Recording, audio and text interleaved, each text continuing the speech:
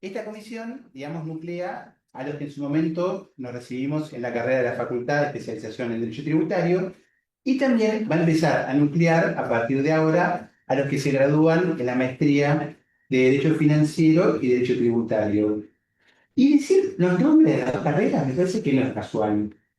Porque, a ver, una preocupación que tenemos es como que los abogados hemos resignado parte de nuestra, sobre todo cuando dedicamos a esta materia, hemos resignado parte de nuestra formación y nos hemos quedado solamente con una pequeña porción, que es derecho tributario. En los últimos años, los abogados nos hemos acostumbrado a que lo financiero como que nos excede. Es un tema que lo estudiamos, lo analizamos, pero no lo sentimos como propio. Y eso, digamos, en momentos en los cuales en nuestro país es un tema de debate constante y permanente, en cierto sentido es como una renuncia que hacemos nosotros a algo que nos corresponde hacer y nos corresponde intervenir. Le voy a ganar a Germán en materia de polémica. Upa. Y antes que él empiece seguramente con alguna cosa así medio petareta, voy a arrancar yo. Argentina, durante 70 años, de 1880 a, podríamos decir, 1970, tuvo un crecimiento económico gigante. Logró en pocas décadas a millones de inmigrantes darles educación, salud, justicia, proyectos de vida. Durante esos 70 años, la economía estuvo la mayor parte del tiempo en manos de abogados. A partir de la década del 70, los abogados nos corremos de lo financiero y le dejamos, digamos, a otras profesiones. Y no sé si digamos que Argentina ha funcionado mucho mejor en estas últimas décadas. Con lo cual es una alegría que desde la Facultad de Derecho de la Universidad de Buenos Aires, la Universidad Pública, retomemos esta inquietud que tenemos por los temas de las finanzas. ¿Sí? Y dicho esto, en el día de la fecha vamos a tener a un graduado de nuestra carrera, al doctor Germán Quiro Capich, que es administrador gubernamental de ingresos públicos, profesor de la casa también, un docente de mucho tiempo, digamos, en este momento recibimos la carrera de la facultad y Tiene un delay. Ahí está. es una universidad Un pública. poquito, y bueno. Claramente la universidad pública es todo lento. Así que bueno, creo que eso es una señal de destino para que tú te sientes, para que ya hable demasiado. No, Así que bueno. Bueno, recibimos a Germán Quiroga. ¿Sí? buenas tardes.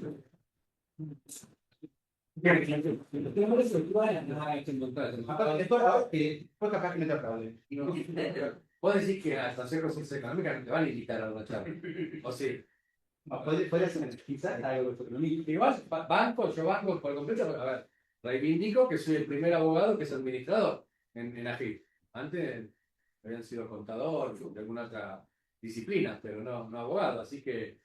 Yo recuerdo incluso hasta mayores de la fuerza, hasta comodoros de la Fuerza Aérea estuvieron a cargo de ese momento En la época de la dictadura, Sí, suena lógico. Bueno, agradezco no es el centro, ¿cómo se llama? La comisión. La comisión de graduados. Le agradezco a Lucía, que nos está acompañando, me parece que de modo virtual. Le agradezco a Eduardo. Es decir, yo soy egresado de la carrera del año 2004. Contábamos recién con Eduardo que íbamos a La Cartuja, que era un restaurante que estaba frente a la Catedral de San Isidro, a comer los días viernes, pues pasábamos todo el viernes entero cursando. Y ahí es donde nos prendió un poco el bichito del derecho tributario en general y de la tributación local en particular. Y agrego que además ahora, sobre todo en estos momentos, es muy relevante analizar la tributación local desde una perspectiva financiera. Viene con la idea de el título, intentar ser un principio un poquito polémico ya de entrada, no mucho, que es hablar del federalismo de concertación o el unitarismo de malos modales. Porque ¿está mal, Juan? No, digo, porque lo que me da la sensación es que en este de 2025, ya desde fines del 2023, una discusión que es recurrente, yo me dedico a esto desde el año 94, vinculado a las facultades de los municipios en materia tributaria, en materia financiera, que caminó, corrió un montón de agua debajo del puente a lo largo de tantos años. Actualmente se reeditó desde un lugar distinto, porque apareció un actor nuevo que antes no existía, porque uno antes se apoyaba la posición de los contribuyentes, por ejemplo, los acompañaba, los asesoraba, tenía una perspectiva, quienes acompañamos la posición fiscal, provincial, local, subnacional o municipal, podríamos aportar otra, y digamos, el debate se daba en ese escenario. A lo sumo, uno desde el rol subnacional se daba vuelta y entendía que podía tener algún tipo de planteo de reclamo hacia los niveles superiores de gobierno. En el caso municipal a mí me había tocado planteos hacia las provincias, a la provincia que toque o al Estado Nacional. Lo que cambió ahora es que el Estado Nacional se involucró. Lo digo que el Estado Nacional se involucró, es algo de todos los días. Yo, simple, recién Eduardo me decía, estás teniendo algún tipo de charla medio seguido. Mucho más cortita. La semana pasada estuve el martes, 10 minutos, 15 minutos en la Unión Industrial Argentina. El jueves en el encuentro de impuestos de IDEA, también, 10, 15 minutos. La Unión Industrial Argentina hizo un seminario de tasas municipales, donde presentó un informe. El informe que presenta, yo tengo mis reparos, mis objeciones al informe, pero vino acompañado por publicaciones en medios nacionales, que levanta el informe y da cuenta de que, de alguna forma, el presidente de la Unión Industrial y su posición también reflejaba lo que llamaron los medios nacionales, llamaron, esto repito algo que no es mío, la cruzada del Estado Nacional contra las tasas municipales. Esto es novedoso. Esto no había ocurrido así de esta forma ni con el gobierno de Macri del 15 al 19, ni con los gobiernos kirchneristas, afilio kirchneristas de 16 años antes. Entonces nos puso en una situación o en un escenario distinto. Por eso es que yo hoy, y cuento completo con algo más. Nada, yo tengo una vida aburrida, pero además ustedes, o ninguno o casi ninguno, deben leer los diarios en papel. No sé, levante la mano si alguno lee el diario en papel. Yo lo recibo el sábado y el domingo. Los tres pibes recibimos el diario en papel. Bueno, no sé ahí en YouTube si alguno menciona, ¿puedo hacer algo? Pueden pedir las palabras, pueden hablar. Pueden hablar. Pero no tiene internet lo que en el papel. Claro. Pero no está el contexto. Yo lo recibo sábado y domingo, ¿no? Entonces, lo primero que recibo, veo La Nación del sábado 23 de agosto. Tasas viales, un dolor de cabeza en aumento. Es un montón, ¿no? Es como que el titular ya de entrada, vos Marce la comparás, comparás con La Nación, vos no lees página 12. ¿No? ¿Viste que te conozco? Te voy a decir, sí, para vos es un dolor de cabeza la tasa vial. Me parece un montón que sea un dolor de cabeza la tasa vial. No sé. Y el 24, el domingo, en el suplemento de economía, también de ¿qué hacer con ingresos brutos? El impuesto que todos cuestionan. ¿No? Y tenés ya enseguida una infografía y una nota de opinión sobre qué es un impuesto que todos cuestionan. ¿Quiénes son todos? Ojo lo que van a hacer. Levante la mano el que cuestiona el impuesto sobre los ingresos brutos acá. Yo cuestiono a que lo tuvieron que hacer justamente porque el gobierno se apropió del ingreso de las provincias. Ahora, Nació desde ahí. vos fijate, acá hay un montón de gente y solo 3 cuestionan el impuesto. Yo no lo cuestiono. Vos acá parecés Martín Lustó con el tema del aumento de la dieta del Senado, que la bandera está montada. ¿Quién aumenta la dieta? ¿Viste la verdad, Martín? Es la necesidad de las provincias, porque el Estado ya no somos federales, es unitario totalmente desde hace, no sé, desde 1988 para adelante, podemos decir, un poco más atrás, cuando empezó a apropiarse cada vez más de impuestos. Por eso es que yo el título un poco de lo que quería compartir en este rato con ustedes, empecé por hablar del federalismo y el unitarismo, de los federales unitarios, hasta ahora era federales de concertación. Lo que empezó a ocurrir ahora es que quienes sostienen las posturas unitarias a veces no lo hacen con los mejores modales, ¿no? Entonces... Es que siempre es unitario nuestro país, es un invento del federalismo. Hablen muy fuerte, así los chicos que están en YouTube reciben también sus opiniones. Claro, el tema es que más que nada también lo que podemos discutir es cómo se cobra ingresos brutos. Eso es lo que podemos discutir, porque si vamos a la ley de coparticipación, te dice que uno de los impuestos que pueden cobrar las provincias sin tener en cuenta, la previsión de analogía es ingresos brutos, por lo tanto está bien el impuesto. La pregunta es cómo lo cobra cada provincia, que ahí se puede discutir, pero además el tema que acá es que lo que estamos viendo es que este gobierno está buscando más un unitarismo, porque tenemos un federalismo de concentración que justamente lo que busca es la coparticipación, y lo que estamos viendo es básicamente que las provincias, ¿qué pasa si las provincias no se los quiere federalismo? Tal vez. En el YouTube, ¿escuchan lo que dijo el compañero? Con el perdón de Sí. la palabra, compañero, digo. Por ahora no preguntaron nada. No, pero lo escucharon, digo. Claro, sí, por supuesto. Si no, que avisen si no se escucha bien, así nos hacemos No, gritar o le tiramos la rueda esta allá. Todo perfecto. A ver. Yo creo que lo primero que hay que repasar, muy rápido, vamos a hacer, pero lo que hay que repasar es el marco constitucional. Me parece es una obviedad, ¿no? Casi una perogrullada, pero en la mesa esta de discusión, en el día a día, ¿no? La semana pasada en la Unión Industrial Argentina, el jueves en IDEA, todos dan la discusión, pero ninguno dice, pero ¿cuál es nuestro manual de instrucciones? ¿Cuál es nuestra base para empezar a plantear las facultades? O todos asienten y consienten que una Secretaría de Estado Nacional imponga una restricción, una prohibición a los municipios de provincia para establecer un régimen de recaudación de una tasa dentro de una tarifa de servicio, de una boleta de servicio público. Digo, empecemos rápidamente. Yo venía con la idea de una presentación en PowerPoint, estoy hecho muy prolijito, estoy en una etapa muy prolijito, pero pensar acá en la sala de audiencia no había. Ahora cuando vi el blackout dije, ay, tendré que haber tenido el proyector. Pues yo traía el proyector, lo poníamos ahí y podíamos. Pero hagamos de cuenta que tenemos el PowerPoint, ¿no? Digo, primero marco constitucional, rápido, artículo cuarto. Yo le traje el cuarto, el 5 y el 123, el 75.1, el 75.2, el 12 y el 13, el 18, 19 y 30, el 121 y el 126.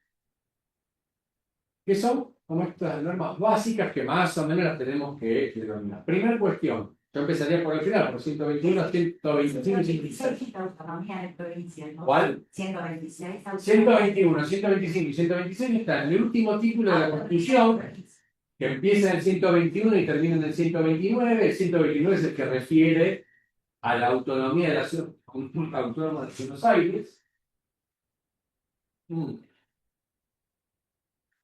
Una hora tengo que hablar, ¿no? Hablando del libro de agua. Ganátelos. Y son normas que tienen que ver con cualquier Estado federal. No, el planeta tiene 23 o 24 Estados federales. Todo Estado federal tiene 6 características típicas. Una característica es lo que se conoce como la cláusula de atribución de competencias y la cláusula residual de atribución de competencias. El 121 te indica, las provincias ejercen todo el poder no delegado a la nación y aquellas facultades que se han reservado al momento de la firma de los pactos. Que ese último párrafo está dedicado a la provincia de Buenos Aires, De 1008. ¿no? De 1852, 1860. La primera pregunta es, las provincias tienen poder originario, tienen un poder amplio, indefinido, y la nación solamente tiene el poder delegado. El 126 dice, las provincias no ejercen el poder delegado de la nación.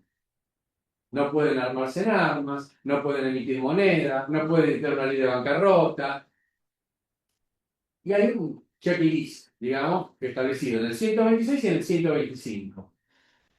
En general, lo que yo digo es somos mirar y leer espejado por el 75, porque las facultades del Congreso te dicen, corresponde al Congreso, que es donde están representados los provincias, del inciso 1 al 31, todos.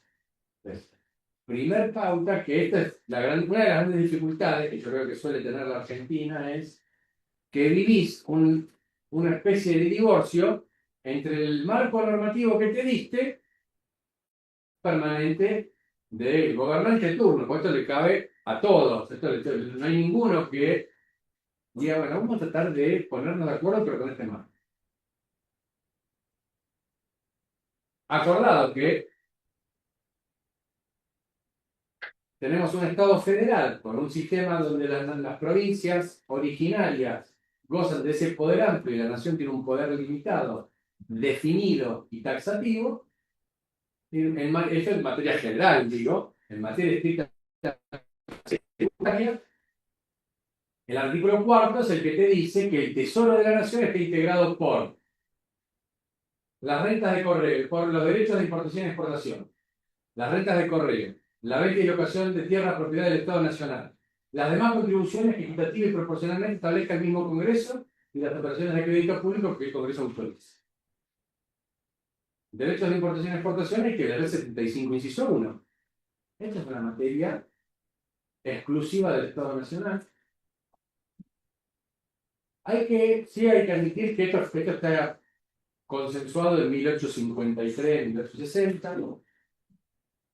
La Argentina de la segunda mitad del siglo XIX vivía exclusivamente a nivel nacional de los derechos de importación y exportación. Tenía una cláusula que establecía que los derechos de exportación iban a regir hasta 1866, esta difusión de las retenciones, y esa cláusula fue eliminada en 1866 y tenemos retenciones a las exportaciones hasta hoy. Oscar Oblak, que no es tributarista, es politólogo, pero cuenta que en la formación del Estado argentino que, además de las rentas de derechos de importación y exportación, el Estado Nacional hasta 1891 vivía también de lo que le aportaba de Canuto Entre Ríos, porque Urquiza quería que esto no cayera, entonces había remesas irregulares que Entre Ríos le entregaba a la nación. En 1891, el establecimiento de la primera ley de impuestos internos, ¿no? El debate en el Congreso de Terry Mantilla, y ahí se incorpora un nuevo recurso. Ahora, transcurrió el siglo XX, vamos con el cuarto siglo del siglo XXI, y esta misma cláusula también fue, digamos, vapuleada, porque en su momento, yo hablaba de Martín Lutero, resolución 125, año 2008, ya vamos a cumplir 20 años, de un montón de ustedes, los jovencitos, ni se acuerdan, ni saben de qué hablamos, pero fue una noche que terminó como a las 4 de la mañana, yo me acuerdo, terminé, y Cobo, que era el vicepresidente de la República, Julio Prieto Cobo, dijo que me juzgue la historia, mi voto no es positivo. Y a raíz. Pero fue emocionante, ¿sabes? Y si no tenía yo ni se pasa que no volví a dormir. Esto es verdad. Me quedé con un amigo viéndolo en una cena y me quedé hasta las 5 de la mañana mirando mi voto en la Porque a las positivo. 4, a las 4 de la mañana. Bueno, ¿qué hizo el gobierno nacional después? Decidió generar algo que se llama el Fondo Soja. ¿Qué es controvertido que dice la Constitución? Porque está, de hecho, el Fondo Soja se coparticipaba con las provincias y con los municipios, pero estaba, obviamente, al ser un decreto nacional, estaba a tiro de decreto. Entonces, cuando llegó el gobierno de Mauricio Macri, en 2015 terminó con el Fondo Soja. Irregularidades que vos decís, no está bueno que el régimen, digamos, constitucional sea manipulado, y ahí es parecido, no hay ninguno que se salve, ningún, incluyendo el gobierno actual nacional. El artículo 4, después de los derechos de importación y exportación, te habla de temas menores como la renta de correo, la venta y la locación de tierra, que cuando uno tiene que cuenta algunas anécdotas respecto a ambos recursos, y después dice las demás contribuciones que equitativa y proporcionalmente establezca el Congreso. Siempre aclaramos que no tiene demasiado rigor académico ni técnico la Constitución, porque habla de contribuciones, pero está hablando de impuestos. Y son los de 75 inciso 1 y 75 inciso 2. Ya hablamos de los derechos anuales, 75 inciso 2 dice que le corresponde al Congreso, 2 puntos, establecer contribuciones indirectas en concurrencia con las provincias. Las contribuciones indirectas son... Y tenemos los ingresos brutos. a nivel local, Así. pero a nivel nacional, IVA. O sea, son los impuestos indirectos. La Corte en materia de derechos aduaneros aclaró en Cámara de la Patagónica en el fallo del año 2014 que son impuestos indirectos, ¿no? Para resolver una cuestión vinculada a la delegación legislativa. Y después te dice que corresponde al Congreso establecer contribuciones directas por tiempo determinado, siempre que la seguridad común y el bienestar así lo aconseje. Punto y seguida, estas contribuciones son coparticipables. Y agrega la reforma de 1994, que tiene que editarse una ley convenio entre las provincias de la Ciudad de Buenos Aires, y después aclara que estas contribuciones se distribuyen entre la nación y las provincias. Hay dos párrafos distintos. Uno, como la ciudad de Buenos Aires todavía no era autónoma, no se había dado su constitución, refiere a que la nación le proporciona la cuota que le toca. Y ahí habla de que la ley convenio tiene que ser solidaria, equitativa, garantizar la automaticidad en la remisión de los fondos, que es una garantía de... ¿En qué se basa la solidaridad? ¿En qué se basa la solidaridad?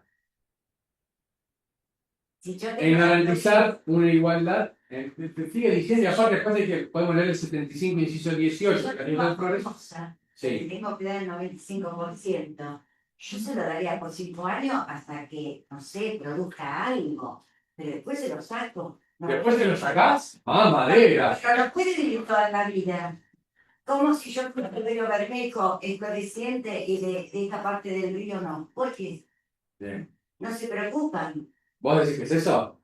¿Qué es eso? La verdad que para mí la ley de coparticipación es lo que El tema es, como decía, Habla fuerte, habla el fuerte. tema, como decía un poco el doctor Macei. El doctor Macei hizo, bueno, el Consejo Constitucional Económico con él, hicimos como una interpretación de este artículo que tiene dos problemas de base. El primer problema de base que tiene es que básicamente lo que busca es que se les respete los porcentajes a las provincias que quedan en la ley de comercial del año 88, que fue básicamente una ley política, porque si vemos los porcentajes, muchos sentidos no tienen la verdad. Y el segundo problema que tiene es ver qué es equitativo, porque si yo busco, por ejemplo, incentivar a que la gente produzca en Tierra del Fuego, tendrá que darle más a un tiempo, y tendrá después ver cuál es el tiempo y se pobló. Y si yo, por ejemplo, después digo, voy a hacer Formosa a un desplazamiento de población, sería un tema tal vez para estudiar la nueva ley de participación, que si la vemos de la forma objetiva, con el párrafo que dice que debe respetarse los porcentajes de las provincias, para mí sería inconstitucional, aunque esté bien. Acá, digo, meto un par de comentarios. Primero vuelvo al origen de lo que yo planteo, propongo en general en conversaciones como estas, que es, en principio, en mi humilde opinión, en la Constitución tenés todas las respuestas. Por ejemplo, acá, ¿de qué hablamos cuando hablamos de solidaridad? Porque habla, la Constitución después del 75.2 aclara que lo que se está buscando es generar paulatinamente y en el tiempo igualdad de las regiones y de los sectores sociales. El 75, inciso 19, que se incorporó en la reforma del 94, que se lo conoce como la cláusula del progreso con justicia social, dice que por eso dictar leyes de promoción económica con justicia social. Y lo digo y lo repito porque hoy está de moda de escuchar al presidente de la República que le dice que la justicia social es una aberración. Bueno, pero en los comentarios. Bueno, Sí, digo, ya sé. pero lo dice institucionalmente. Y candidato a diputado nacional en la provincia de Buenos Aires que te plantea que la coparticipación es otra aberración. Digo, maestro, pero ok, puedo suponer que la coparticipación sea revisable. Lo que tenés que revisar es la Constitución. No puedes decir eso sin modificar la Constitución. Nadie lo propone, lo digo. De hecho, la coparticipación fue constitucionalizada en 1994 a partir de la evolución que tuvo desde la década del 30 hasta la primera ley de coparticipación, 2021. Es cierto lo que vos decís. Los parámetros de distribución de la distribución secundaria entre las provincias tienen componente político y la distribución primaria también.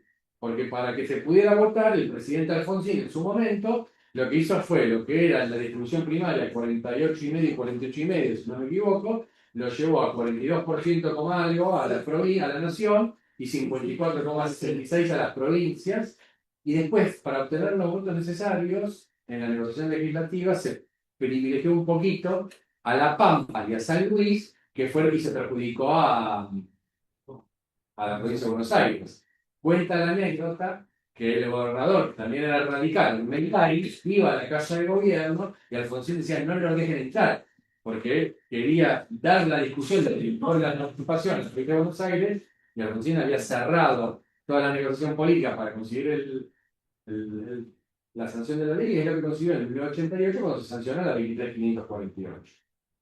Es una gran inconsistencia, una gran deuda de la que Argentina, que la reforma del 94 te proponga dictar una constitución nueva antes del 31, una ley de coparticipación nueva, antes del 31 de diciembre de 1996, y el año que viene va a cumplir 30 años esa inconstitucionalidad por omisión.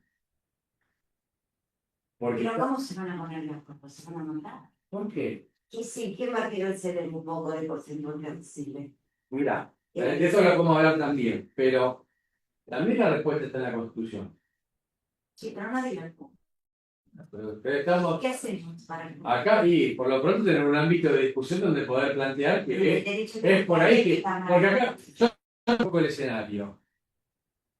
El universo, digamos, que son factores de poder en la Argentina, la unión industrial o el encuentro de impuesto de ideas, te plantean que hay que perseguir, ¿qué hacemos con ingresos brutos? Y por ejemplo, hablando en términos de solidaridad, la propuesta que hace el IERAL y el IARAF, la Fundación Mediterránea, en Córdoba es, vayamos a un super IVA o IVA mochila. Sí, no lo leí. ¿Qué consiste la propuesta? El IVA es del 21%. La nación se queda con el 42%, se queda con 9 puntos del IVA. La distribución secundaria son los otros 12 puntos que se coparticipan. Entonces la propuesta es, la nación se queda con el 9 y cobra el 9, nada más.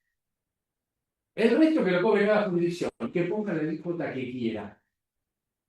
Ahora, ¿con qué lógica rompe? Con la lógica de la solidaridad. Porque si Formosa tuviera que reemplazar, no ingresos brutos, solo la porción de IVA que recibe por copa, la tuviera que reemplazar por un IVA provincial, la alícuota provincial en Formosa para recibir la misma cantidad de recursos debería ser del 80%. ¿Por qué? Porque en realidad Formosa recibe mucho de coparticipación en términos de solidaridad. Otra vez la tiré con los formoseños. Pero mirá que. Aquí la tenía Tierra del Fuego con la promoción industrial que lleva más de 30 40 años. Mira, hablando de federalismo, me está llamando el MIFAR mendocino, que estamos con unos kilómetros después le contesto. Y después me di cuenta que quizás lo importante de Tierra del Fuego es que es como un fortín de frontera, ¿no? O sea. Ahí vamos a hablar también de eso y tiene también la respuesta está en la Constitución, en el 75 y 19, y 18, la Revolución del Progreso. Entonces, la Ciudad de Buenos Aires podría reemplazar lo que recibe de coparticipación si aplicara un IVA provincial, un IVA local, además de ingresos brutos, no es que reemplace ingresos brutos, del 2%. ¿Por qué? Porque la Ciudad de Buenos Aires recibe mucho menos de lo que genera. La Ciudad de Buenos Aires genera el 20% del PBI, del Producto Bruto Interno Argentino. La Ciudad de Buenos Aires. La provincia de Buenos Aires genera el 40% del PBI. Recibe el 23% de Copa. El 23% recibe desde el gobierno de María Eugenia Vidal gobernadora. Porque antes recibía el 17%. Digo, entonces, vos no podés de un día para el otro decir, ¿sabes qué? A Chaco, a Formosa, a Jujuy, a Santiago del Estero. Un día para vos de los 200 años ya tenemos. No, para. Porque la Constitución fue firmada solo por 13 provincias, se fueron incorporando otras. La última, que era territorio nacional, que se incorporó en 1985, era la provincia de Tierra del Fuego. En el 45, Japón pidió El error que a veces uno comete es el tema de las simplificaciones. Es decir, llevado al extremo, nada funciona, nada sirve. La expectativa que tenemos con esta charla, aportar desde algún lugar, que es el lugar de, digamos, de generación de conocimiento que se la facultad. Por eso, digamos, a ver, que las cosas no funcionen como nos gustaría, no tiene que ser una traba mental para no hacer propuestas y no agregar el lado que tenemos nosotros porque las cosas mejoren. Y en ese marco, digamos, por eso yo digo que a veces simplificar no sirve. Es decir, no funciona. Tenemos mucha historia. Las cosas que hicimos hasta acá no sirvieron. Es paralizante y al mismo tiempo es como que desalienta y al mismo tiempo hace que pierda sentido la charla. Sí, por eso. Sí. No hubiera querido decir como lo dijiste vos. No. Es importante, un ámbito como este, es un ámbito donde, acompañando lo que dice Eduardo, realmente, es ponerle valor agregado a lo que puede ser una charla de café, a lo que puede ser intuitivamente una sensación. Tu sensación intuitiva es esa, te cuento. Tenés que tener en cuenta que el mapa sociopolítico de la Argentina no se diseñó racionalmente, simplemente ocurrió. A raíz de eso, vos para analizar qué hacer con las provincias que hoy más reciben, producto del acuerdo constitucional, tienen una porción del Producto Bruto muy menor y en términos de Producto Bruto Interno por habitante están muy desfavorecidos. Y vamos a ver, y aparte después lo vamos a poder comparar con otro estado federal que está mucho mejor que nosotros. Formosa tiene un Producto Bruto Interno por habitante del orden de los $1.000 por habitante por año. La ciudad de Buenos Aires tiene un Producto Bruto Interno por habitante superior a los $30.000 por habitante por año. Significa que si el azar quiso que vos nacieras en la ciudad de Buenos Aires, es mucho más probable que tengas un Producto Bruto Interno, que tu ingreso anual orille los $30.000 por habitante por año. Si naces en Formosa, es probable que recibas más o menos $1.000 por habitante por año. En Chaco, $1.200. En Jujuy, $1.400. En Neuquén, igual que la ciudad de Buenos Aires. La ciudad de Buenos Aires y Neuquén son las dos provincias que mejor posición tienen. Es similar al de los países del primer mundo, por ejemplo, Croacia, Israel. Tienen PBI similar al de la ciudad de Buenos Aires. La provincia de Buenos Aires, cruzás la General Paz y el PBI por habitante por año está en el orden de los $8.000. Menor al promedio anual, nacional. ¿Qué te quiere decir con esto? No podés, y es lo que te dice Eduardo, no podés quedarte con la idea de, bueno, no, que empiecen a producir. Distinto es el caso de Tierra del Fuego. También ahora está de moda criticar a Tierra del Fuego y a la Ley de Promoción Industrial 19640. Es del año 1974. Tierra del Fuego tenía 3.000 habitantes. Había un escenario de conflicto geopolítico. ¿Era eso o ponerte en riesgo de que sea avanzada por Chile? Entonces, hoy vos tenés 200.000 habitantes. Tenés un... Ahora, ¿estás seguro que si vos desarmás la Ley de Promoción Industrial en Tierra del Fuego, no corres el riesgo de que no es simpaticísimo vivir en Tierra del Fuego, ¿eh? No es apasionante vivir en una ciudad donde hay una semana al año que no amanece. Entonces, por eso esto que dice Eduardo es muy importante. O sea, vos tenés que pensarlos. Es muy diferente al federalismo fiscal de Alemania. Alemania está dividida en 18 Landesortados, donde el PBI promedio orilla los 50.000 euros. Pero el Länder más pobre tiene un PBI del orden de los 40.000 euros y el más rico de 58.000 euros, que es Hamburgo. Entonces, casi no hay diferencia.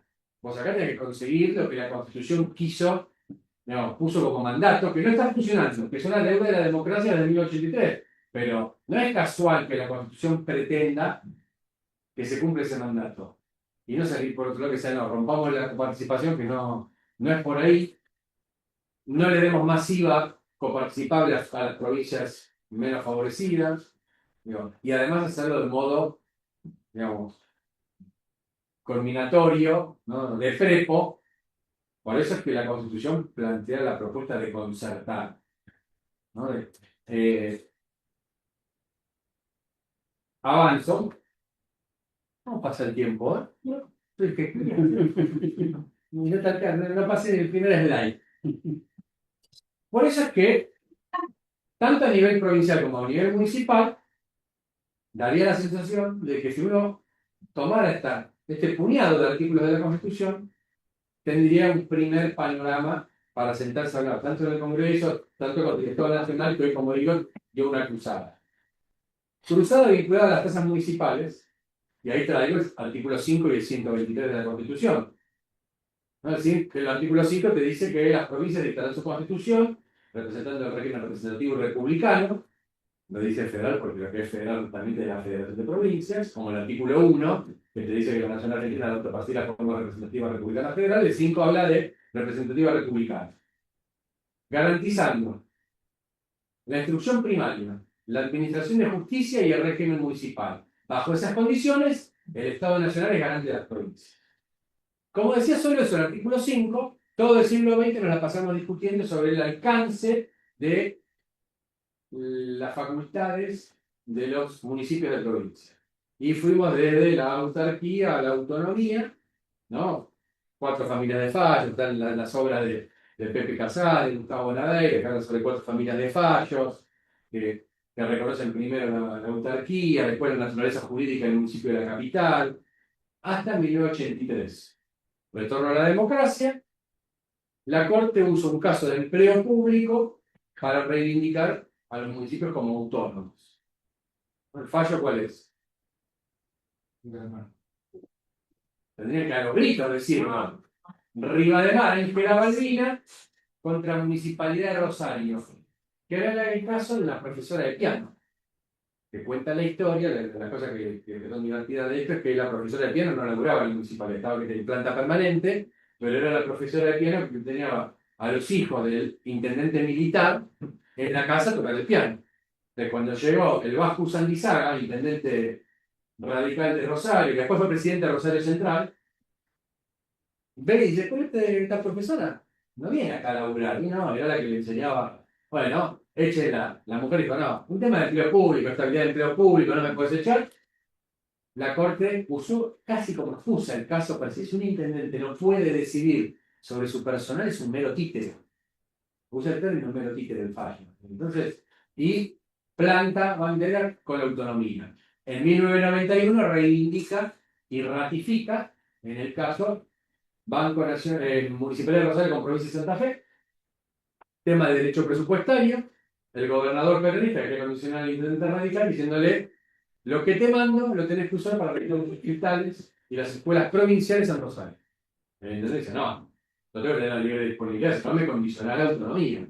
Y la Corte, con cita al fallo Rivademar, reivindica y ratifica esa doctrina. Esos dos casos son el precedente o el sostén doctrinario de la reforma constitucional de 1994, que incorpora el artículo 123. Porque el gobernador da parte de la participación que recibe el nacional, ¿ves? A los municipios. Sí. Así es. En 1994, el Pacto de Olivos impedía modificar tanto el preámbulo como la parte dogmática de la Constitución. Entonces, zanjar, quisieron garantizar y darle reconocimiento constitucional a la autonomía y lo meten en el capítulo de gobiernos de provincia en el 123, diciendo, las provincias dictarán su constitución con arreglo al artículo 5. Más fácil hubiera sido en el artículo 5 ponerlo, pero la ley el núcleo de coincidencia básica lo impedía. Garantizando la autonomía municipal, el administrativo, económico, institucional, financiero, bla. Una nota al pie acá hay que decir que aún hoy hay quienes cuestionan esta técnica y plantean inclusive su nulidad. Enrique Burligoni decía que ese 122 era nulo porque fue una forma de sortear las limitaciones de la ley que autorizó la reforma. Digo, si usted no puede modificarlo, no debería haberlo tocado. ¿No? ¿Estás de acuerdo, Diego, vos? ¿Con Gulitz? Mira lo que me voy a enterar ahora. Lo vas a decir vos. Yo no sabía, dejate de estar vivo para este momento, digo. Vos dijiste que no meterlo en el siglo no tiene 123. Sí, pero no, ¿cuál es el problema? No impide el impacto. En realidad el problema sería que modificó indirectamente un artículo de no tendría que haber modificado. Si lo vemos de también Madrid. Igual no agregó nada, ¿no? A ver, ya acá empiezo a tirar una parte de las conclusiones con que estoy tratando de proponer cada vez que voy a algún ámbito, fui la semana pasada y estoy acá, que es, si hay determinadas cuestiones que ya se zanjaron, si hay determinadas discusiones que ya llegaron inclusive a la Corte, digo, ¿por qué reeditarlas? ¿Por qué seguir cuestionando la autonomía de los municipios? Una autonomía arreglada, como dice Pablo Revilla, arreglado de segundo grado, pero autonomía al fin. ¿Por qué seguir cuestionando la que está ocurriendo desde el Estado Nacional hoy? Sí, tenemos un montón de cosas para discutir en las que nos tenemos que poner de acuerdo. Por ejemplo, una ley de copa. Sí, ese tema ya fue discutido, llegó a la Corte, fue ratificado, lo incorporaron a la Constitución y después, además, en el 2012 se dicta la sentencia de intendente de La Rioja contra intendente de la capital contra la provincia de La Rioja. En el 2015, Municipalidad de La Banda con provincia de Santiago del Estero. Y en el 2021, el 2 de septiembre, solo acá, no, te prometo que solo acá nunca más, el fallo eso contra la Municipalidad de Quilmes, que es el primer caso de naturaleza tributaria que resuelve y que también, digamos, reivindica una vez más la autonomía de los municipios. Tenemos un montón de cosas para discutir, incluso yo creo que desde las administraciones fiscales municipales hay cosas que hay que mirarlas antes de seguir dando discusión. Voy a hacer con el hilo conductor por el lado del municipal y después vuelvo al lado provincial.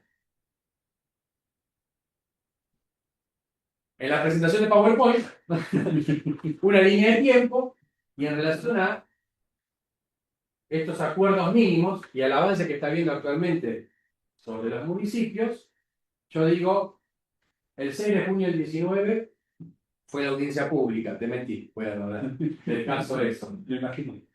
Digo, que presentó un escenario, ahora les voy a contar algo que no salga de acá, les pido, pero Sí, sí, lo de cámara. que no salga, que de América Latina no salga.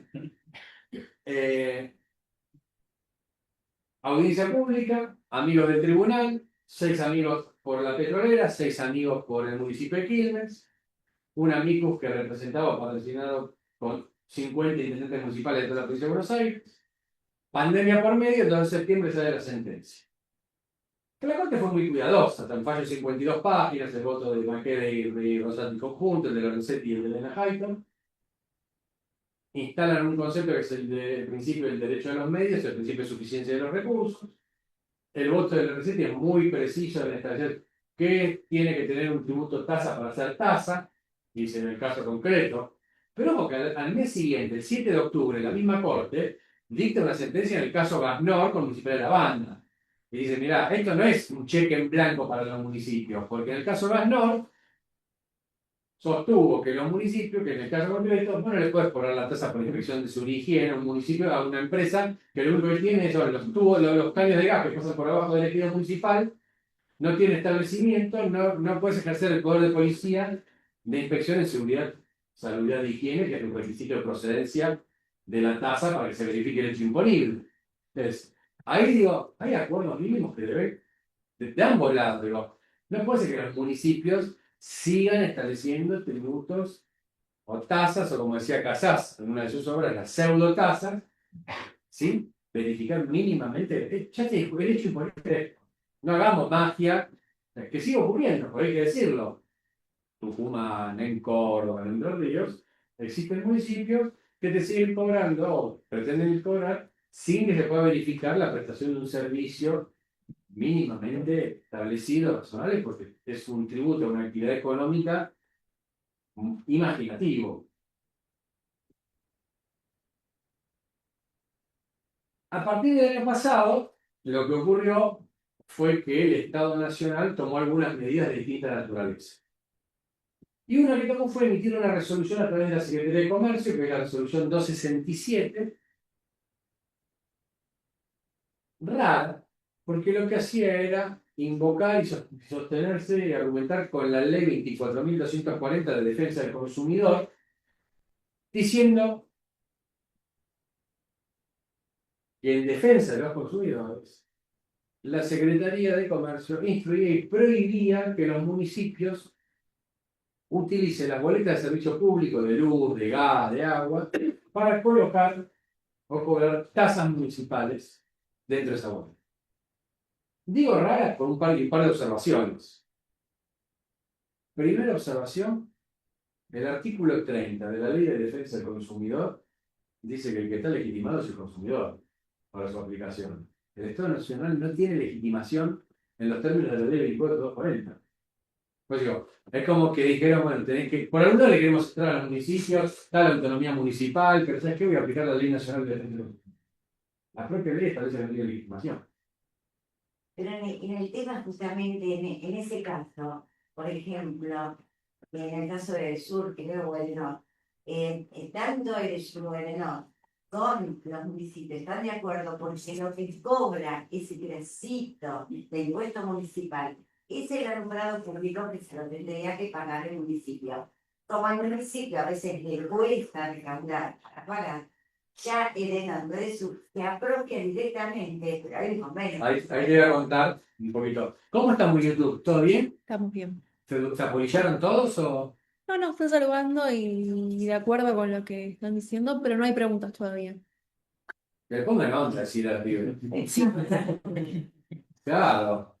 Yo desde las 6 de la mañana estoy remando el cerecho y le digo, pibe, no, que... Dale. Y 40. alguno quiere hablar, que hable, que diga lo que quiera. Tal. Sí, sí, sí, Mirá. está invitado. El día que sacan la resolución 267, el ministro de Economía sube un tuit. ¿No? Este es un gobierno muy de redes sociales, ¿no? Eso lo tenemos clarísimo.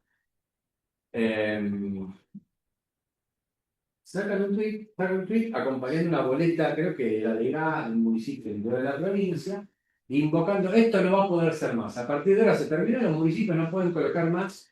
Y era una boleta de gas, donde lo que estaba colocado era la incidencia de la tasa por inspección de seguridad y higiene de un municipio.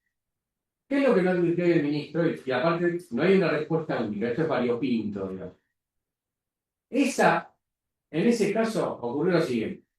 Como venimos de muchos años de que las tarifas de servicios públicos estaban reguladas por el Estado Nacional, y hay que decirlo, pisadas, hasta valores ridículos, ocurría que cuando un municipio le quiso cobrar la tasa de seguridad y higiene a la empresa de gas, que tiene un local y corresponde, lo tiene que pagar, la empresa dijo, mira, yo tengo la tarifa pisada. Si a mí no me la dejan trasladar, me fundo. Frente a esa situación, el gobierno nacional, que seguía teniendo la tarifa pisada de gas, ¿qué dijo? Bueno, hagamos algo. El ente regulador, que era Enargas, le autorizó a la empresa prestataria del servicio de gas incorporarle a la tarifa, porque el contribuyente es el precio de gas, no es el vecino. Pero bueno, pero es que no te puedo aumentar la tarifa, pero trasladar la incidencia de la tasa en tu boleta. El propio Estado Nacional lo autorizó.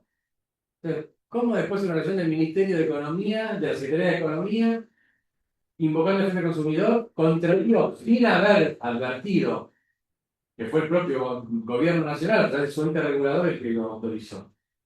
Distinto es el caso que vos contás. Muchos municipios del interior tienen baja cobrabilidad en la tasa inmobiliaria. Tema más vinculado, lo podemos trabajar con Edu, a la cultura tributaria.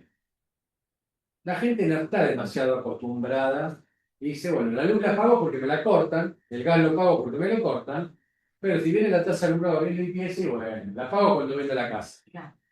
No existe esa cultura tributaria. Y eso que en general, además, es decir, las tasas inmobiliarias, las tasas de alumbrado bien limpieza, en general están subvaluadas, son muy bajas en la Argentina, y ahí es culpa de los intendentes municipales, que hay que decir todo, que son demagogos y prefieren cobrarle más de tasa de seguridad y higiene a las empresas que no votan que al vecino que te vota. Entonces, esa tasa municipal levanta la cobrabilidad de la porción del alumbrado público porque firmas el convenio con la cooperativa. En el interior del país, en el interior de la provincia de Buenos Aires, el servicio de luz de alumbrado público lo presta una cooperativa. Firma la municipal con la cooperativa, entonces la cooperativa le pone dentro de la boleta de luz la incidencia del alumbrado público y por lo menos le baja la cobrabilidad.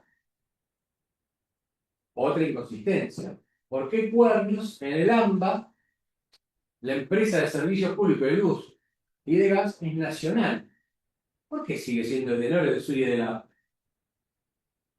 Esto viene del resabio anterior a la reforma del 94, donde Selva fue privatizada en el decreto 714 de 1992 y se crearon el de Sur y de la y seguían reguladas por el Estado Nacional. Como, pues ya está, la ciudad es autónoma. No tiene sentido que el gobierno nacional siga regulando el servicio de energía eléctrica domiciliario en el ámbito de los 40 municipios que integran la región metropolitana y la ciudad de Buenos Aires.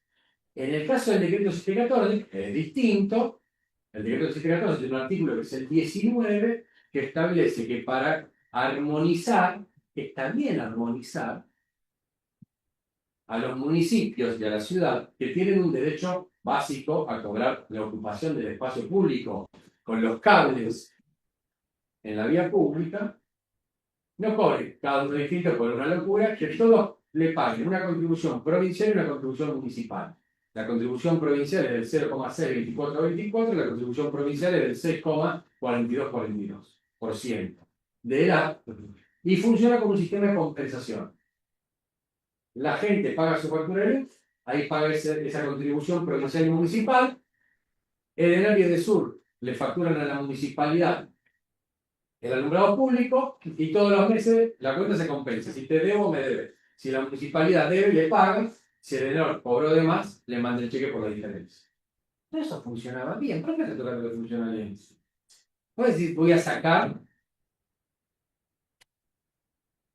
¿no?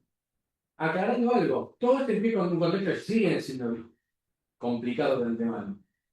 ¿Cómo estoy de tiempo? Bien. Bueno, Los municipios y las provincias en Argentina, en esto de que somos unitarios para recaudar y federales para gastar, recaudan mucho menos de lo que gastan. El gasto es provincial y municipal, no es nacional. El gasto nacional es seguridad social, jubilaciones, pensiones, prefecturas, gendarmería, ejército, que Argentina no tiene posibilidad de conflicto, digamos, servicio exterior de la nación, y después para tener cuestiones interjurisdiccionales, transporte jurisdiccional. Lo que pasa es que una persona de un municipio, si digamos el baches en una calle, se va a picar al intendente, no se queja a otra persona. Si no tiene el intendente el dinero para hacer esa obra, ¿qué hace? Es que yo creo que es incluso peor que eso, porque si fueran los baches, desde el punto de vista jurídico sería lógico. El tema es, vamos por fallo, me llevaste de vuelta. Yo no hice nada. Me llevaste a la fuerza. Es decir, eso sí es lógico, pues es una tarea que es propio del intendente. Digamos, dar respuesta a aquellos problemas edilicios que haya en el municipio. ¿Por qué los municipios tienen cámaras? ¿Por qué tienen cuerpo de vigiladores? ¿Por qué prestan asistencia médica? ¿Por qué tienen salas, digamos, dedicadas a complementar la educación primaria? Si no son funciones municipales. Me parece que hay que dejarse entre municipios y lo que el derecho... Igual aclaro algo. No son municipales porque en 1853 la provincia de Buenos Aires no existían municipios y entre la nación y las provincias es incumbencia que era provincial. En el siglo XXI, ¿por qué la educación primaria va a ser, en provincia de Buenos Aires, va a ser provincial? Tenés 135 municipios, tenés 19 millones de habitantes, tenés 3 millones de alumnos de escuelas primarias y medias públicas, tenés 300.000 docentes. El director general de escuelas, la provincia de Buenos Aires no tiene ministro de educación, entonces se llama ministro de educación porque quiero ser ministro, pero la constitución de la provincia de Buenos Aires dice que son director general de escuela, que era lo que fue, por ejemplo, Sarmiento cuando fue director general de escuela. No tiene ni forma de visitar todas las escuelas. No tiene forma de tratar. Es mucho más razonable que cada municipio se haga cargo de la escuela pública primaria, que sea un gasto municipal, que se le transfieran los recursos, que no sean provinciales. Lo que pasa es que los gobernantes se sientan en la caja y prefieren gestionarlo mal que entregarlo. Digo, esta fue una discusión que yo tuve en el año 2015. Gana María Eugenia Vidal, yo voy a una reunión con el que era vicegobernador, y le presento al que era el director de escuelas, o digo, se llama un director de escuelas, que era Alejandro Finocchiaro, que también era profesor aquí en la casa.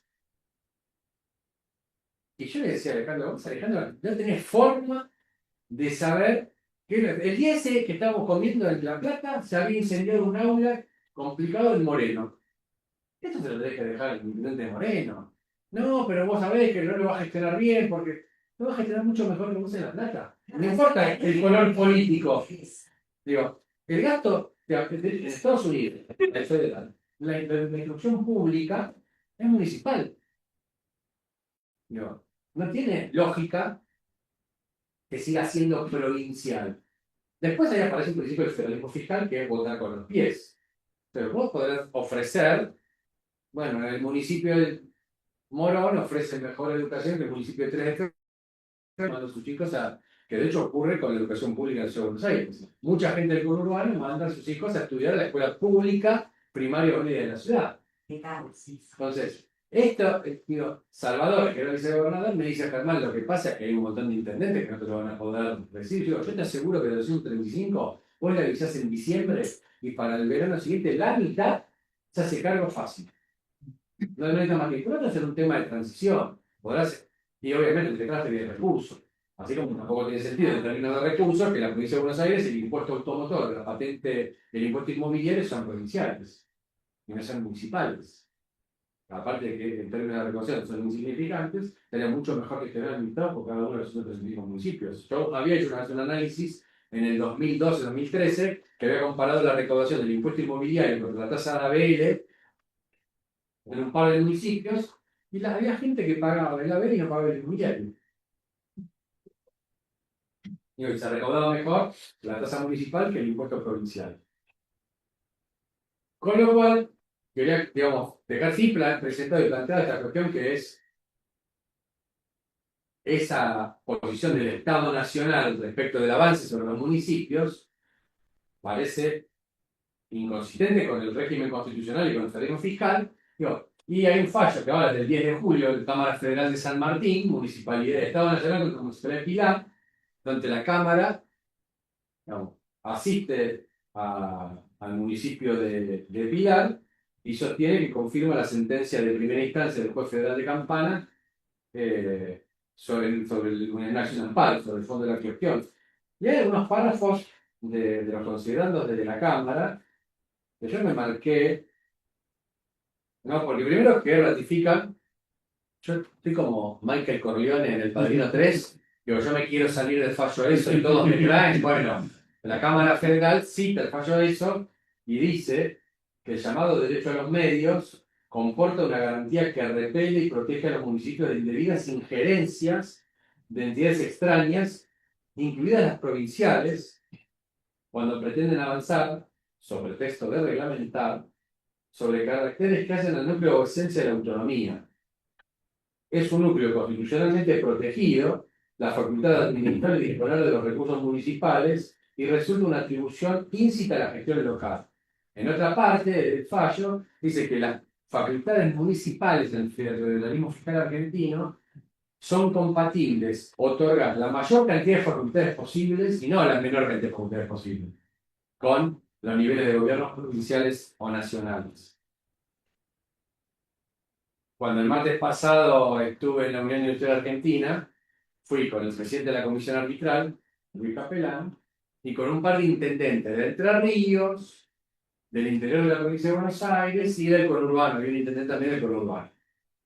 No voy a decir, pero que no salga de acá, yo dije, porque aparte del momento lo que ocurría era, toda era una opinión sobre este seminario, sobre las tasas municipales, cómo afectan a la actividad industrial. Un dato que sí es importante tener en cuenta, de las industrias no tienen rueditas. Yo cuando decido una inversión y me radico una fábrica en una ciudad, lo hago para los próximos 20 o 30 años, soy rehén. A diferencia del Mercado Libre, que tiene una oficina en Córdoba, se enoja con Córdoba y va y se radica en el conurbano, una industria no puede, con lo cual hay que ser especialmente juicioso a la hora de normar la cuestión fiscal en un municipio cuando hablas de una industria, digo, puntos para las industrias y para la comunidad industrial. Pero ahí apuntaban a la cantidad de tasas que tienen los municipios, todos reiteraron, y todos dijeron que en la República Argentina hay 155 impuestos, que no lo repitan más. No, eso está muy. Pues no es verdad que en la Argentina hay 155 impuestos. Pero ya bastante que haya 20 tasas municipales, que tenga que haber 80 municipales. No hay 80 tasas municipales. Ya bastante que hay 20, ¿no? Y hoy esta es una discusión, y digo esto, los acuerdos que ya existen. El punto de partida para discutir es, no me corras el arco, porque cuando vos decís que hay 80 tasas municipales, y un intendente municipal del conurbano dice, no sé, Juancito quiere establecer una tasa, y le dice a su intendente, quiero poner una tasa nueva en Moreno, y Mariel dice, no, de ninguna manera, pues hay 80. Entonces, no, Mariel hay 80 y 20, y después poner 21, o hay 18, nosotros tenemos 18. O sea, es como que es parte del discurso de época. Y las bases que sentó el caso de eso, también son un acuerdo. Termina la reunión en el industrial, nos saludamos, agradecemos, cada uno tomó su posición, yo dije lo que quería decir, y soy casi un ser humano que voy al baño cuando me voy. ¿Natural o no? Bueno, uno no se imagina la situación en YouTube tampoco, pero el tema es que uno de los intendentes municipales también fue al baño al mismo tiempo. Entonces, imagínense la escena, los hombres en un baño, y el intendente... Invitando miedo. ¿A dónde vamos a quedar con esto? Y el intendente municipal me dice, me arrepiento de haber salido de esa foto. En la foto de los 50 intendentes municipales en las escalinatas del edificio del Palacio de Tribunales. Pero ¿cómo decís eso? Y sí, porque justamente a raíz de eso, ahora los municipios hacen barbaridades y te cobran tasas. No No les digo no, pero no es así. O sea, que los municipios siempre son alguna locura, a tanto la hacen. Pero le dije, esto es como ¿cuándo hay una noticia? Porque vos tenés 2.400 municipios que aplican 20 tasas a cada uno, y cuando la aplicas bien no es noticia. Es noticia la ecotasa de Bariloche, que es una. Digo, vos saliste a vender, por ejemplo, pues, no, porque el municipio de San Martín te cobra una tasa al muñequito inflable de Michelin. No, eso. Te banco que es comunicacional. Te banco, le dije que. Pero en realidad es ocupación del espacio público, que colocas un elemento que básicamente desplaza la posibilidad de que alguien pase por ese lugar del espacio, que es naturalmente gratuito, con un beneficio. Es como la Messi y la silla de un lugar en Argentina, en una vereda. Pagás ocupación del espacio público, eso, digamos, podés decidir no cobrar el espacio público a nadie, es una decisión política, pero no viene por ahí, le dije yo. Dice, no, se me arrepentí de haberme sacado esa foto. Debe ser el de febrero. Yo no dije nada, yo no dije nada. Hacete cargo vos. Y por ahí sería todo lo contrario. Y yo no estaba, Está bien. no estaba formando en el medio industrial. Pero, digo, en esos puntos dije, hay cosas que no sigamos con estas cuestiones que son pintorescas, que inclusive le dan para una charla, para un seminario, pero si queda una discusión seria, digo, si me lleve y lo comparto acá con ustedes, yo creo que puede ser punto de partida. Esto no es para discutir, esto es para consensuar, no es para imponer, ni con buenos ni con malos modales. Y en términos de consenso, por ejemplo, el último consenso fiscal fue el del gobierno de Mauricio Macri en 2017, con sus complejidades. Una nota que no es una idea mía, en realidad la tomo de esta reunión que estoy yendo, y que lo plantean inclusive estos universos de grupos que representan la empresa, que en el consenso fiscal debería tener participación los municipios. Y lo tomo. Dice que hay que organizarlo, ¿no? 2.400 municipios es un montón, pero eventualmente que una provincia, que las provincias establezcan, como la autonomía está reglada al segundo grado, ¿de qué modo? La cabecera, las provincias que tienen más de determinada cantidad de habitantes. Yo te aseguro que si lo regulás por municipios que tienen más de determinada cantidad de habitantes, se convierte en un puñado de una treintena de municipios, no mucho más. Y podés establecer, bueno, del conurbano establezcamos una representación, una por el oeste, una por el sur, y que tengan participación. Pero no para pedir, sino también para comprometerse. Y yo digo para comprometerse porque esto que les anticipé, de que es muy habitual. Una gran discusión que dan todos los abogados, los contadores, los tributaristas en el tributo tasa es, y en la tasa por inspección de su higiene, yo quiero que la tasa guarde equivalencia con el costo del servicio. ¿No? Yo ya lo veo a Marce pidiendo, la tasa tiene que guardar equivalencia. Estás hablando de la tasa de seguridad higiene, porque como la tasa de seguridad higiene tiene la base de ingresos, ahí sentís que hay una distorsión. Vayamos a la tasa patrimonial. En ningún caso la tasa patrimonial cubre el costo del servicio. Entonces, para que un intendente municipal no te aplique una alícuota del 6% de la tasa de seguridad higiene, como pasa en la luz a los supermercados, que me parece un disparate técnicamente, el compromiso del intendente debería ser, ¿sabes qué? Yo sigo cobrando la tasa de seguridad higiene, sí la cobro en la base de ingresos, pero que el consenso fiscal municipal establezca con una alícuota razonable. Un punto y medio máximo, para las grandes superficies, para las entidades financieras y para los comercios y las pymes, menos de un punto porcentual. Que sería un acuerdo. ¿Perdón? Los concejales. ¿Perdón? Los concejales que no había problema de eso. Siempre, El sí. intendente lo cambió. Siempre es. Ahora, eso sería un consenso con compromiso, no solo con pedidos o con peticiones. También dejemos de discutir la base de ingresos en la tasa de seguridad higiene. La Corte la convalidó, principio que ha pasado conmigo. O sea, yo me acuerdo de una época, lo hablábamos con Pablo Revilla y Pablo me decía que yo citaba fallos muy viejos. Claro, pues yo citaba Banco Nación Argentina con San Rafael de Mendoza en 1956, el ñafa con Berazategui de 1971, y unos fallos de corte provincial de una compañía de seguros con La Matanza y una empresa constructora que eran fallos de 1994 y 1995. Yo veo el fallo eso, ya está, ya no discutamos. Pero se empecinan, porque la ley bases y la ley del RIGI tiene previsto que las municipalidades no pueden establecer tasas que utilicen la base de ingresos y si lo hacen son nulas. ¿Para qué dar esa? Digo, es una discusión que es volver a reeditar, algo que piense que vas a poder manipular la Corte, nombrar ministros en la Corte afines, conseguir que modifique la doctrina de la Corte, que viene siendo bastante razonable en el tiempo, con todo el, digamos, los componentes, todos los miembros que ha tenido de distintas extracciones académicas y políticas, con lo cual, digo, tampoco seguirá dando esa discusión. Y hoy estamos parados a nivel provincial, novedades, porque te pasa esto, ¿viste? Yo tengo que preparar la charla sábado y domingo noticias. Congreso Nacional sanciona la ley que coparticipa el impuesto a los combustibles. El gobierno nacional te dice y que coparticipa los ATM. Ah, está buenísimo porque significa que la ley de coparticipación se puede modificar con la del propio campo. ¿Qué novedad? Y que no requiere mayorías especiales. Obviamente que no requiere mayorías especiales. ¿Dónde, qué parte de la Constitución lo dice? Ahí el conflicto no es normativo, ahí el conflicto es conseguir consensuar, seguir acuerdos. De hecho, este gobierno consiguió un acuerdo para que el impuesto a los combustibles se coparticipe, porque como no lo destina a la asignación específica prevista originalmente, que era obra pública, se jacta de no ser obra pública, bueno, entonces dejanos el recurso a nosotros.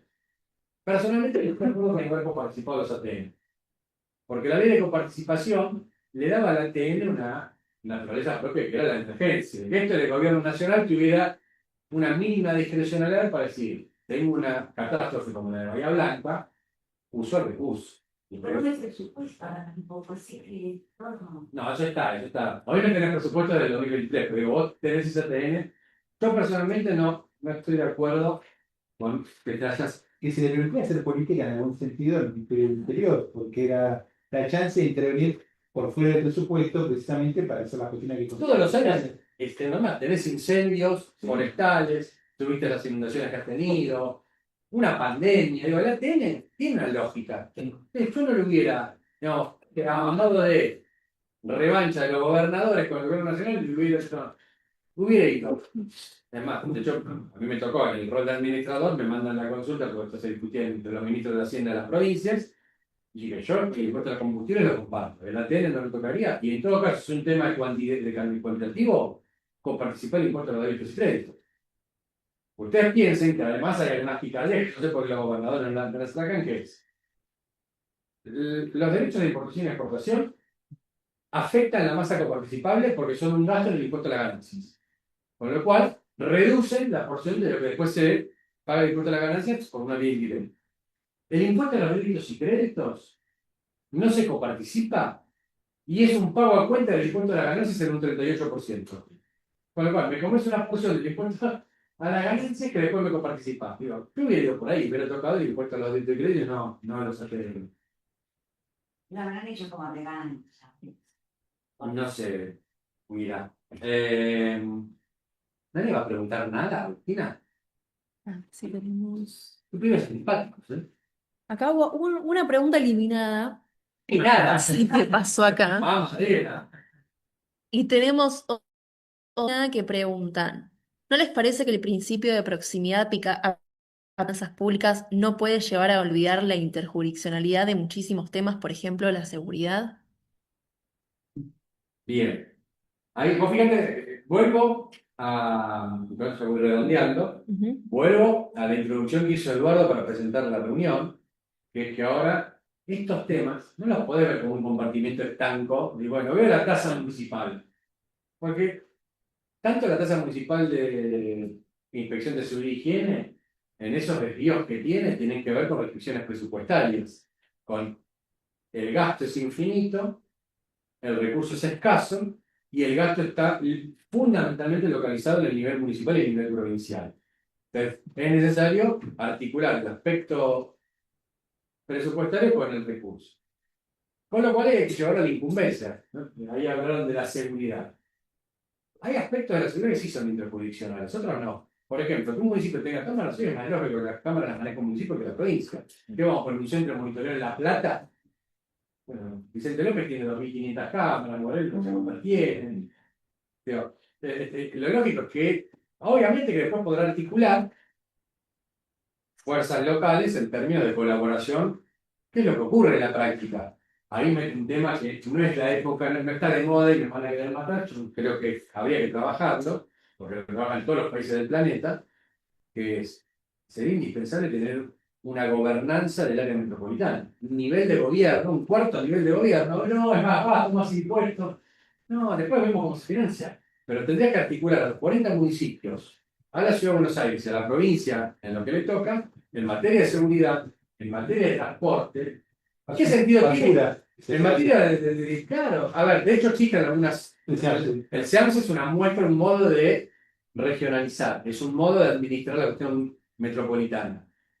Pero hoy Perú, Barcelona, Londres, tienen sistemas metropolitanos de gestión de gobierno, y es un gobierno propio, que articula entre los intereses de los 40 intendentes municipales, del gobernador de la provincia, con lo cual no es contradictorio.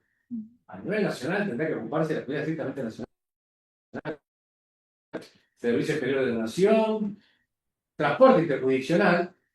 No tendría sentido que tengas una red ferroviaria por municipio, pero después hay un montón de incumbencias. El pavimento es un impulso municipal, no es una incumbencia. Pavimento, tenés planes de obras públicas provinciales y nacionales. Es ridículo. O sea, podés tener un plan de pavimentación de una ruta interprovincial o de una ruta nacional. Así que, nada, para ir redondeando y para cerrar, simplemente era presentarle un poco el escenario de cómo está el federalismo fiscal en Argentina hoy. La propuesta creo que es en el sentido exactamente opuesto al clima de época, que sería conversar, concertar, dialogar, pensar que no tenés toda la razón, ninguno de nosotros tiene toda la razón, que son opiniones, y que no tenés que imponer, y menos con manos mudadas, obvio, ¿no? Gracias.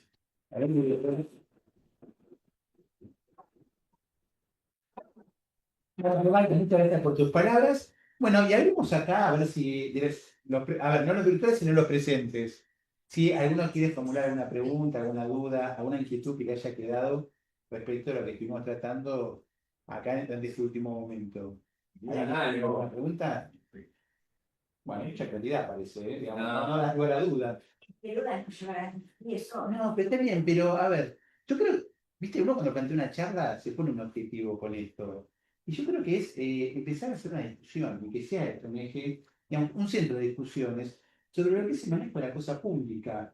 Es decir, los adultos estamos acostumbrados en esta materia prácticamente a criticar el tema de los impuestos. O sea, tomamos el derecho tributario desde el punto de vista del contribuyente y después lo demás es como que lo olvidamos. Vos planteabas el tema, ¿por qué fallan tantos acuerdos fiscales en Argentina? Porque digamos, cada 5, 6, 7 años hay nuevo consenso, hay, con distintos nombres, no prohibido varias veces. Porque no ven todos los ángulos, se quedan con uno, por ejemplo. O se ve el punto de vista del contribuyente, o se ve exclusivamente el punto de vista del fisco, o se ve el punto de vista de algún esquema tributario más favorable. Y son problemas que si no se enfocan en forma total, se van a repetir una y otra vez. Es que aparte de son soluciones. algo que decimos que es cierto es, no alcanza con solo ver, bueno, el diseño tributario, tipo de tributo, las cuestiones técnicas vinculadas hacia el hecho imponible, lo estirás o no lo estirás, lo haces más laxo, que es donde nos hemos involucrado muchos años. Después también está esta cuestión del lado del compromiso. Yo tiré una idea que es, los municipios se tenían que comprometer para evitar estas inconsistencias en la tasa de origen, a que el ABL financie el costo del servicio y no ser demagogos, que es antipático, porque significa, pero en el derecho comparado, en las comparaciones con otros países de América Latina, con Estados Unidos también, es ridículo el valor de la tasa inmobiliaria en la Argentina. Pero este es un punto. El otro punto, que ya es más provincial que municipal, pero también, que debería ser parte de un acuerdo con consenso, es la manipulación de las tarifas de servicios públicos. Del transporte y de los servicios en general. Porque cuando vos, el gobierno nacional, ha pisado la luz o el gas, eso también ha significado que el Estado Nacional subsidia a las empresas con recursos que le manotea a las provincias. Al revés, las provincias, en el conurbano, es demagógico que el transporte es barato. Y siempre te dicen, en Rosario, en Neuquén es mucho más caro el bondi que acá. Y con subsidio. Lo que vos no pagas con la tarifa, lo estás pagando con ingresos brutos, con IVA. Entonces, presupuestariamente debe ser un compromiso que no se llama del todo. Después, en todo caso, si vas a subsidiar, no subsidies la oferta, aparte del dicho de corrupción, subsidia la demanda.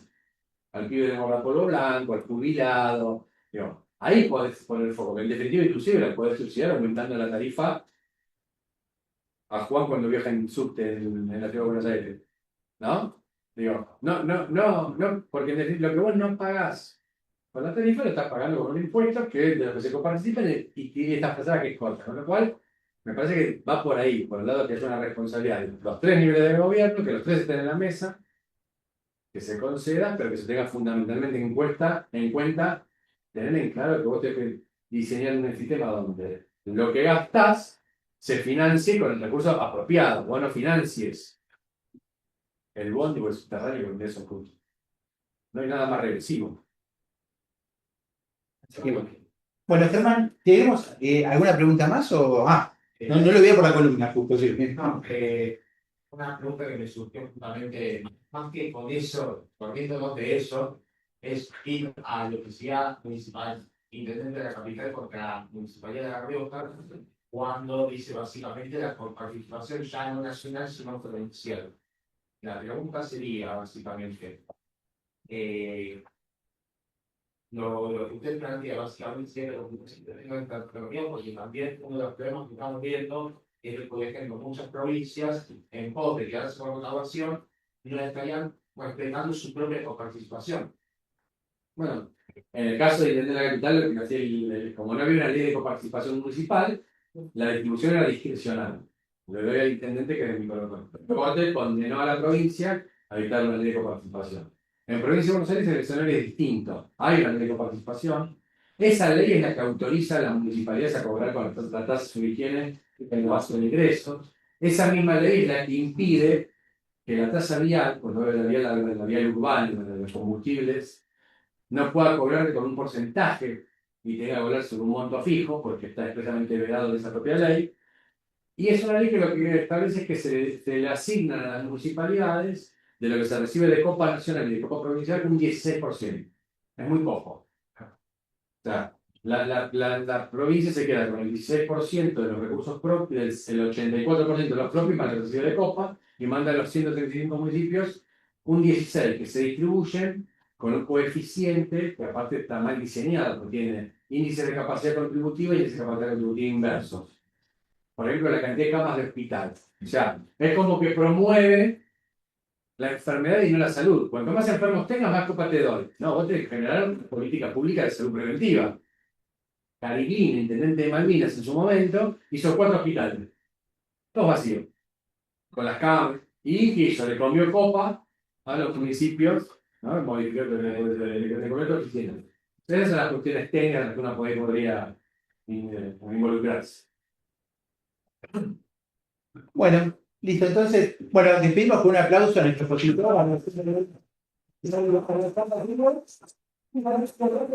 Para las futuras actividades que hagamos desde la Comisión de Graduados de la carrera de Derecho Tributario. No la vamos a spoilear la próxima, que ya dijiste que ya está medio ahí, está negociando algo. Y pero si matamos la sorpresa, ¿viste? No tiene gracia. No, Así que bueno, muchas gracias por haber venido a todos.